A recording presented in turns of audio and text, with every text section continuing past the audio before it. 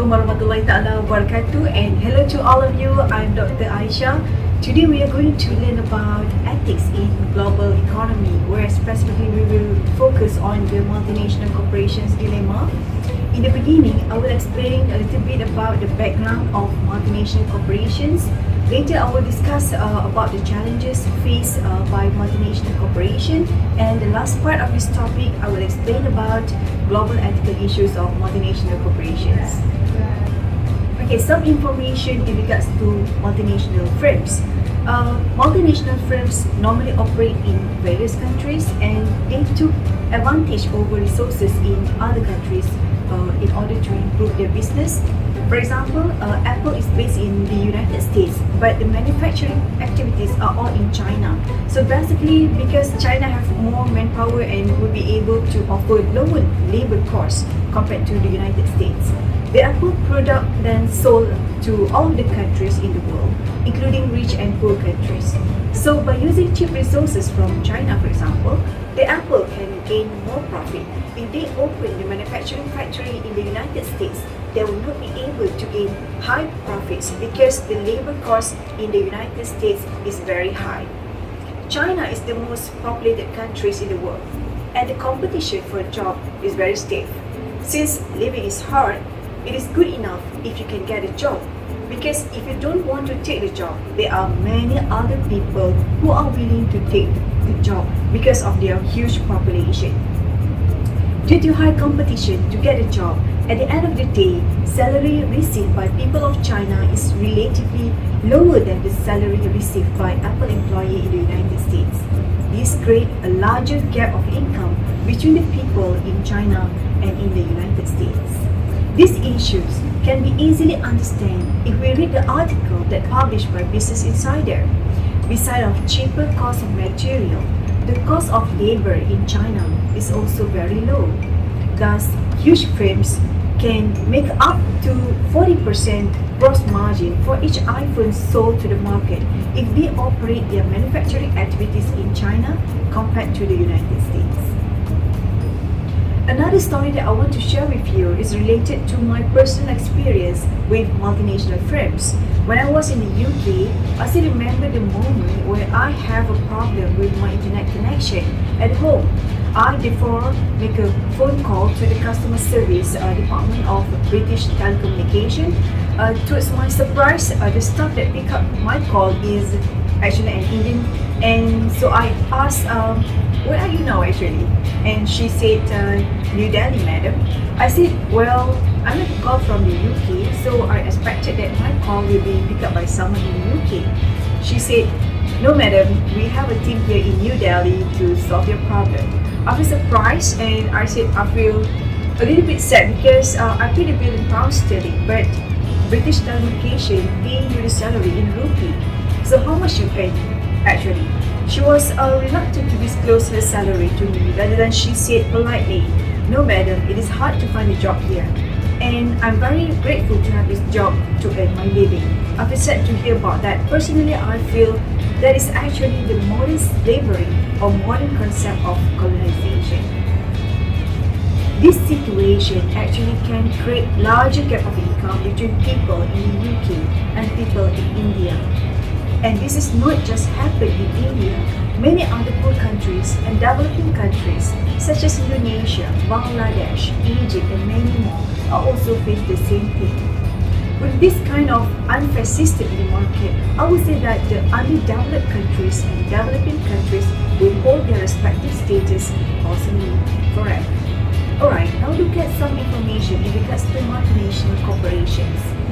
Multinational corporations operate on a global scale without significant ties to any one nation or region.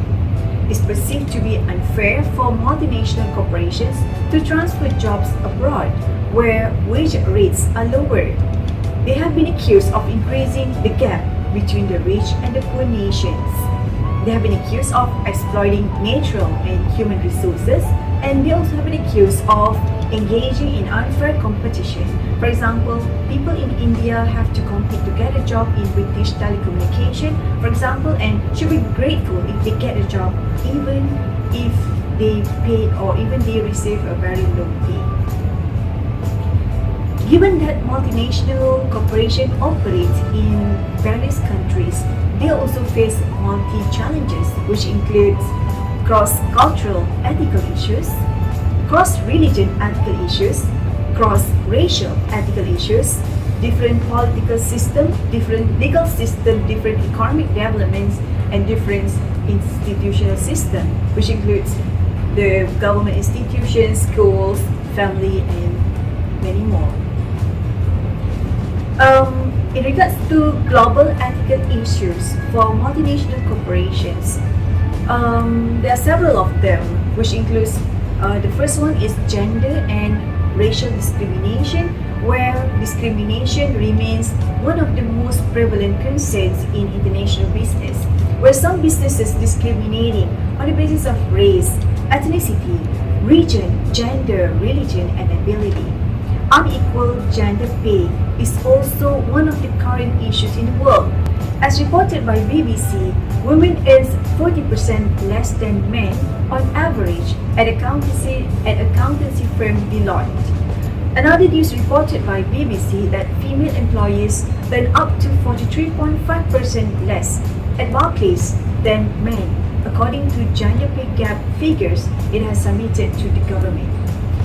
Other than that, the sexual harassment in the workplace is also a part of the discrimination to female, and this has been reported by Fortune survey, where nearly a quarter of men across 8 countries, an aggregate that includes the United States, think that it is acceptable for an employer to expect an employee to sleep with them, according to a new poll. Alright, human rights is another ethical issues faced by multinational corporations. Human rights is related to the concern for the well-being of the employees. The key concerns are use of child labor, payment of low wages, and abuses in foreign factories. Multinational corporations should view the law as the floor of acceptable behavior and strive to improve workers' quality of life. For example, the case of Rana Plaza in Bangladesh, where 1,100 employees died while working in Rana Plaza garment factory due to collapse of the building. And Rana Plaza actually supplied garment to global brands such as Primark and Joe Fresh. Nike and Gap were also plugged with the child labor case, where the multi-billion-dollar sportswear company Nike admitted that they employ children in the third world countries, but added that ending the practice might be difficult. The multi-billion-dollar global fashion company Gap has admitted that it may have unknowingly used child labor in the production of aligned children's clothing in India, as reported by ABC News. Price discrimination, also one of the ethical issues faced by multinational corporations. This normally occurs when a firm charges different prices to a different group of customers. We can say that gouging is when unusually high prices are charged due to a shortage, and dumping involves charging high prices for a product at home and low prices in foreign markets. Bribery and corruption, which includes facilitating payments, are ethically unacceptable in many countries, but sadly widely practiced in business. For example, IKEA fired 2 officials in Russia bribe case, and notable example of corruption where firms were investigated due to bribery in international business. Harmful product is also one of the issues faced by multinational corporations, where products banned in many industrial nations considered harmful are sold in other countries where they are still legal. For example, certain pesticide, tobacco products, and etc. Dumping or hazardous waste material in less developed countries also happen. Many countries are working together to create alliances and standards for environmental responsibility to minimize the negative effects of pollution. Some countries are taking legal action against polluting firms in an effort to defend air and water quality. The reasonable global emission standards, therefore, must be established. There are no physical boundaries on the extent of the damage resulting from environmental abuse. Key concern areas which includes carbon dioxide, the greenhouse gas, methane gases, and overall water and air quality.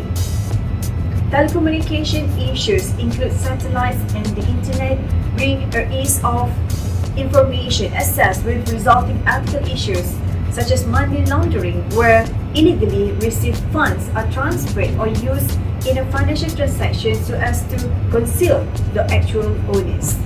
Tax is also one of the issues where multinational corporations face taxes issues since they operate in different countries with different tax rate or rules and regulation. The case of Starbucks UK, where it avoided tax for years, and the same issue also hit Apple and Google. As local settings are open to the global economy, it becomes possible and highly profitable for a firm to take advantage of the differences between localities with regard to wages, market potential, employment standards, taxes, environmental regulation, local facilities, and human resources. This means arranging its global operation to produce products where costs are lowest, sell them where markets are more lucrative, and shift the resulting profit to where the tax rates are least burdensome. Okay class, that's all for this topic. In the next class, inshallah, we will learn about ethics and corporate social responsibility, that is CSR. Have a nice day to all of you. Bye-bye.